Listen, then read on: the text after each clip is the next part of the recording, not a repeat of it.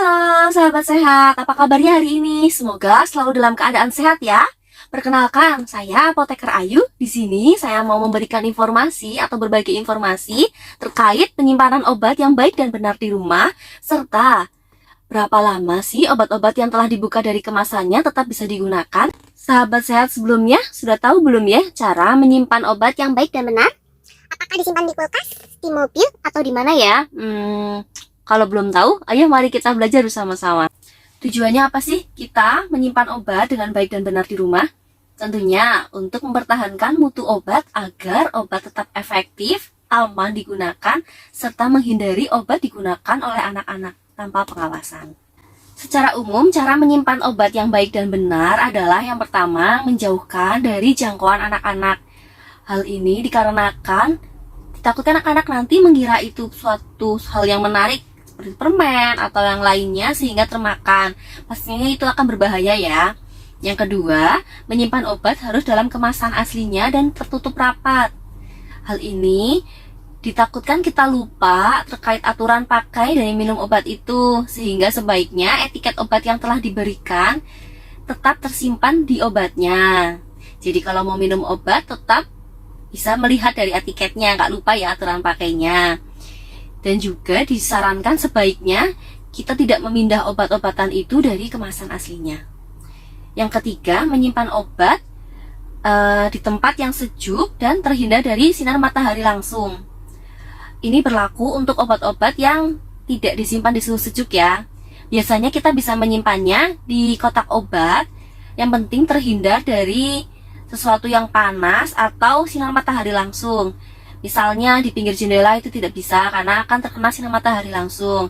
Atau di dekat kulkas, dekat kompor, atau alat-alat lain yang bisa menimbulkan panas, yang nantinya pasti akan merusak obat dan menyebabkan obat tidak stabil lagi. Yang keempat, jangan meninggalkan obat di dalam mobil dalam waktu yang lama ya, karena suhu yang tidak stabil dapat menyebabkan obat menjadi rusak. Yang kelima, jangan menyimpan obat yang telah kadaluarsa. Untuk itu, kita perlu mengecek obat di dalam kotak obat secara rutin ya, agar dapat memisahkan obat yang mana yang sudah kadaluarsa dan mana yang masih bisa digunakan. Untuk sedikit informasi ya, jika sahabat-sahabat sehat memiliki obat di rumah yang tertera, misal tanggal kadaluarsanya itu di bulan November 2022. Itu berarti sahabat sehat tetap dapat menggunakannya sampai tanggal 30 November 2022. Jadi jangan takut ya, semisal dapat punya obat nih di tanggal segitu dan sahabat sehat mau menggunakannya di tanggal 5 atau tanggal 7 gitu, itu masih bisa kita gunakan karena batasnya sampai di akhir bulan itu. Dan ini juga perlu ya, sebaiknya kita menyimpan obat di dalam kotak obat yang terpisah antara mana obat yang tertelan, mana obat yang memang untuk kulit. Jadi tujuannya karena ditakutkan nanti tertukar, mana yang untuk pemakaian luar dan mana untuk yang pemakaian dalam. Untuk tambahan informasi, untuk penyimpanan obat bisa disesuaikan dengan bentuk sediaannya. Seperti semisal obat yang berbentuk tablet, saya seperti contohkan ini ya, yang seperti ini sebaiknya disimpan di suhu ruang biasa, kecuali memang dari kemasannya tertera untuk disimpan di suhu sejuk. Yang kedua, obat-obat yang berbentuk sirup, baik suspensi maupun yang tidak, ini sebaiknya juga disimpan di suhu ruang biasa, jika memang dalam kemasannya tidak diharuskan untuk disimpan di suhu sejuk. Beberapa orang mengira jika menyimpannya di lemari pendingin akan mempertahankan obat lebih lama dibanding di suhu ruang. Itu salah ya. Sebaiknya kita tetap menyimpannya di suhu ruang biasa, yang penting tetap terhindar dari cahaya matahari langsung atau panas langsung. Yang ketiga, untuk obat-obatan yang ditujukan untuk dimasukkan ke dalam vagina atau anus, ini sebaiknya disimpan di lemari pendingin di suhu sejuk ya, tetapi jangan yang beku. Ini dikarenakan obat mudah lembek gitu. Jadi disarankan memang harus di lemari pendingin agar tidak lembek. Jadi saat kita gunakan itu bisa masuk ke dalam anus atau vagina. Untuk obat-obatan yang sediaannya aerosol seperti inhaler, sebaiknya dijauhkan dari tempat yang panas karena obat-obatan ini rentan meledak. Nah, tadi sudah kita bahas ya terkait penyimpanan obat yang baik dan benar. Sekarang saya mau tanya nih, sahabat sehat semua, jika setelah periksa atau dapat obat dari baik rumah sakit, klinik, puskesmas, atau apotik, tahu nggak sih kira-kira berapa lama obat yang setelah dibuka dari kemasannya itu tetap bisa kita gunakan? Apakah tetap mengikuti tanggal kadaluarsa yang ada di kemasan atau bagaimana?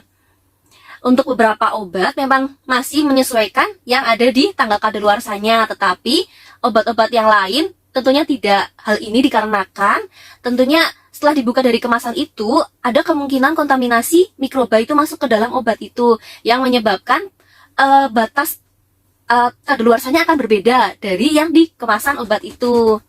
Nah, oleh karena itu kita yuk bahas bareng-bareng gimana sih nentuin tanggal kadaluarsa setelah obat itu dibuka dari kemasannya. Untuk obat-obatan yang berbentuk tablet, ini akan tetap bisa digunakan mengikuti tanggal kadaluarsa obat itu selama obatnya masih tersimpan rapi di kemasan obatnya. Saya ambil contoh seperti ini nih, kayak gini kan masih utuh. Nah, kalau utuh seperti ini, tetap bisa kita gunakan berdasarkan tanggal kadaluarsa yang ada di kemasan. Ini patokannya. Tetapi hal itu berbeda jika obat-obatannya itu berupa sirup.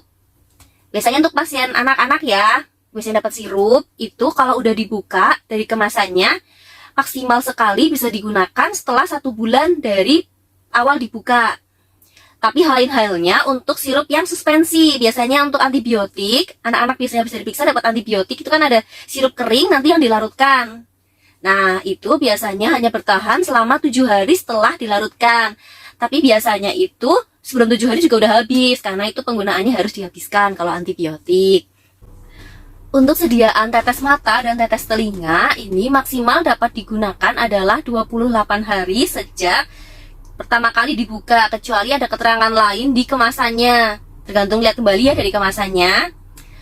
Ini berlaku untuk tetes mata yang berbentuk botol.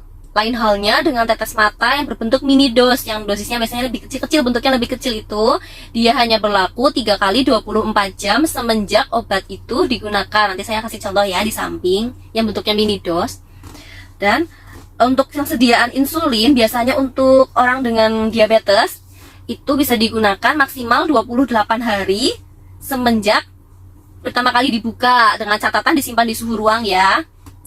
Untuk sediaan semi solid atau yang sering kita tahu adalah salep, krim. Nah, untuk sediaan ini ada 2 macam. Jika dia berbentuk racikan, jadi yang sudah dicampur jadi 1 pot itu maksimal bisa digunakan adalah 30 hari semenjak diracik. Jadi ngikutin tanggal peracikannya. Tapi kalau yang bukan berbentuk racikan, itu maksimal adalah 3 bulan semenjak kita buka kemasannya. Untuk obat-obat yang dalam bentuk racikan seperti kapsul, puyer, nah itu bisa kita gunakan adalah 6 bulan, atau biasanya dari etiketnya kalau ada ketentuan yang lebih sedikit, misalkan maksimal digunakan 3 bulan, ya kita mengikuti itu. Kalau nggak ada berarti 6 bulan dari awal peracikan hitungnya. Di sini kuncinya adalah sebaiknya kita memberikan label pada kemasan itu kapan pertama kali kita membuka kemasannya. Tujuannya adalah untuk mengingat dan memudahkan kita kapan sih obat ini bisa kita gunakan kayak gitu, agar tidak melewati dari batas penggunaan obat setelah dibuka, intinya ke situ. Nah, tadi kita sudah ya mengetahui terkait cara penyimpanan obat yang baik dan benar, terkait berapa lama obat itu tetap bisa digunakan setelah kemasan dibuka. Intinya jika sahabat sehat ingin menanyakan terkait obat-obatan, tanyakan saja pada kami, apoteker. Mungkin sekian aja dari saya, semoga dapat bermanfaat ya. Terima kasih, sampai jumpa.